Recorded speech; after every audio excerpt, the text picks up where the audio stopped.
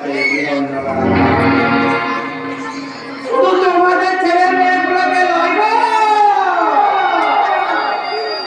তারা লাচাতে লাচাতে এই সমাজটাকে সারা একদিন ধ্বংসের মুখে ঠেলে দেব।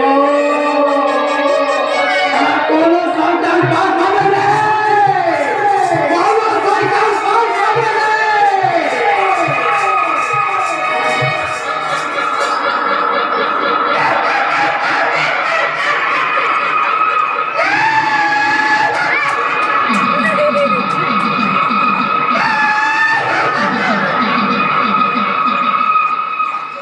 তোমার সঙ্গে আমার কে শয়তানি করলো রাখা? কে হাসলো? তোমাদের বেদনাময় জীবনকে নিয়ে ভীতি করে হাসলো। বলি তাহলে তুমি কি করবে গো কাকা? না পারবে সারা কোনো প্রতিকার করতে, না পারবে কোনো প্রতিশোধ নিতে। ছোটবেলা থেকে দেখে আসছি এই তোমাদের মতো বিহঙ্গলেরা লোকের বাড়ি ছোট ছেলে মেয়ে নাচিয়ে সেই পয়সায় জীবন ধারণ করে। একমাত্র তোমাকেই দেখছি ব্যবসা বাণিজ্য করে জীবনে প্রতিষ্ঠিত হতে। সারা জীবনে ছোট মানুষ হয়ে বড় কিছু করা যায় না গো কাকা। তাই তো এই বড় হতে গেলে নিজেকে এই সারা সমাজের বুকে সারা আঘাত আনতে হবে। আগুন আগুন নিয়ে খেলা, আর সেই আগুনে লেলিহান শিখায় সারা কিছু মানুষকে একেবারে পুড়িয়ে মারা। আর এই সব কিছু ধ্বংস লীলা শেষে নিজের এই অভিশপ্ত জীবনটাকে সারা একেবারে শেষ করে দেওয়া। এই বুকের ভিতর ধিকি ধিকি করে জ্বলতে থাকা এই আগুনটাকে এই সমাজের বুকে ছড়িয়ে দিয়ে এই সমাজ দেখবে কাকা আমার অন্য রূপ।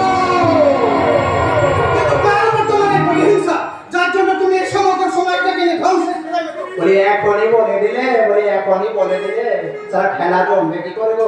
আর খেলা না জমলে সারা আমার বুকের ভেতরে জমতে থাকা আগুনটা নিভবে কি করে?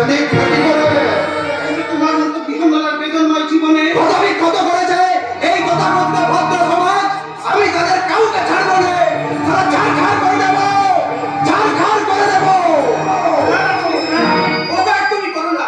সমাজ সংসারে চলার পথে মানুষই ভুল করে আর মানুষ সেই ভুলের প্রায়শ্চিত্ত করে। কিন্তু মানুষের পাপের সাজা দেওয়ার মালিক একমাত্র ঈশ্বর। আমি মানি না ঈশ্বর বলে কিছু আছে। যদি ঈশ্বর বলে থাকতো তাহলে আমার মতো হিজড়াকে জন্ম দেওয়ার অপরাধে আমার বাবা মাকে ফেলতে হতো না চোখের জল। কে সে নারকের শয়তান যার জন্য তোমার মতো বিহঙ্গলার চোখেও বেদনার অশ্রু? তুমি তার নামটা বলো। না গো কাকা না, কারোর কোনো সাহায্যের দরকার হবে না কাকা। আমার চোখে যতটা জল সারা ঝরবে তার চেয়ে দ্বিগুণ জল আমি ওদের চোখে ঝরিয়ে দিয়ে আমিও সারা বুঝিয়ে দেব। আমাদেরও সুখ দুঃখ ব্যথা বেদনা আর পাঁচজনের থেকে কোনো অংশে কম নাই গো কাকা।